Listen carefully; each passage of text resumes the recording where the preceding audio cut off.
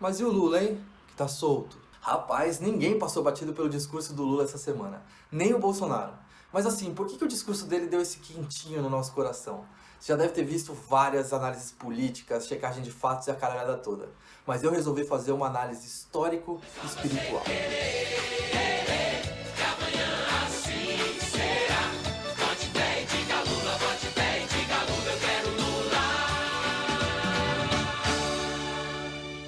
O discurso do Lula foi foda porque ele ecoou alguns dos mais emblemáticos discursos políticos brasileiros do passado. O que eu fiz? Eu peguei todo o discurso do Lula de cabo a rabo e encontrei pontos de semelhança com discursos históricos da política brasileira. É só você querer. Como todo discurso histórico, o discurso do Lula começa antes das palavras. O primeiro ponto em comum do discurso do Lula com discursos históricos da política brasileira é o contexto, a escolha do lugar e a simbologia por trás dele.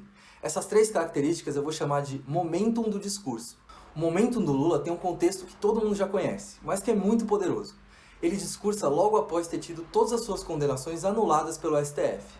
Como lugar, ele escolheu o Sindicato dos Metalúrgicos, um símbolo do trabalhismo brasileiro e o lugar exato em que ele foi preso. E como simbologia, ele fez questão que todo mundo usasse máscara, para fazer um contraponto com a política do Bolsonaro. Nesse sentido, o discurso do Lula tem um momento muito parecido com o lendário discurso de 1º de maio do Getúlio Vargas. O contexto é bem parecido. Getúlio Vargas voltava à vida política 6 anos depois de ter sido deposto da presidência pelos militares. Ele escolheu o estádio de São Januário, um símbolo da força popular, e que fica na mesma cidade em que aconteceu a deposição. Como simbologia, ele entrou no estádio num carro aberto para mostrar que ele não temia nenhum novo golpe dos seus inimigos. Beleza, mas os pontos em comum do discurso do Lula com o lendário discurso do Getúlio Vargas continuam nas palavras. O discurso do Lula começa assim. Faz quase 3 anos. E o do Getúlio começa assim. Depois de quase 6 de afastamento. Mas a semelhança continua. Na sequência, a gente vê um tema muito recorrente no discurso dos dois. O sindicalismo.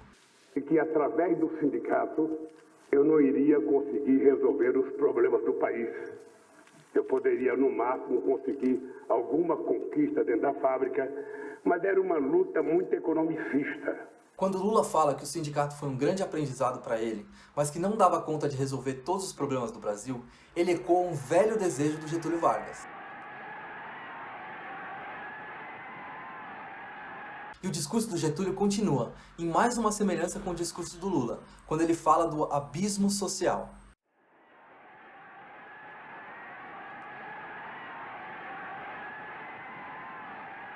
Quem vai ao cinema é uma parte pequena. Quem vai a restaurante é uma parte pequena. Quem vai aos parques bonitos, quem vai às vernissagens nesse país, quem vai às exposições é só uma parte pequena. A maioria fica no seu lugar. Afinal de contas, o papel do trabalhador é trabalhar. Logo depois aparece outra semelhança com o discurso do Getúlio. A dor do povo é maior que a minha. O sofrimento que o povo brasileiro está passando. O sofrimento que as pessoas pobres estão passando nesse país é infinitamente maior de qualquer crime que cometeram contra mim.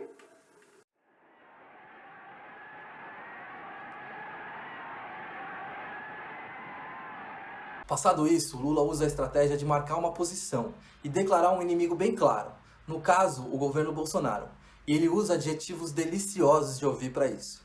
Não siga nenhuma decisão imbecil do presidente da República ou do ministro da Saúde. Exatamente como fez o Brizola no seu lendário Discurso da Legalidade, em 1961, em que ele ataca frontalmente o Marechal Odílio Denis. Sai o capitão, entra o Marechal. Que foi requisitada pelo governo do Estado para os serviços de comunicação. Além desse contraponto, o Lula traz também outra pedra fundamental do discurso da legalidade do Brizola. Cidadela. Falamos por essa estação de rádio que foi requisitada pelo governo do Estado para os serviços de comunicação. E é por isso que teve o golpe contra a Dilma. Porque é preciso não ter petróleo aqui no Brasil na mão dos brasileiros. É preciso que esteja na mão dos americanos, porque ele tem que ter um estoque para a guerra. E a gente agora está importando gasolina dos Estados Unidos e óleo diesel dos Estados Unidos. Não tem lógica. Em 1953, quando a gente estava criando a Petrobras... E essa palavrinha mágica aí que o Lula falou? Quando o Lula fala da Petrobras, além dele dar um recado ao Deus Mercado, ele ecoa o último discurso do Jango antes de sofrer o golpe militar de 64.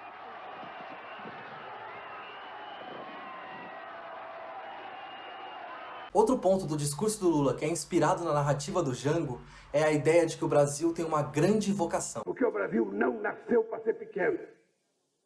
O Brasil nasceu para ser grande.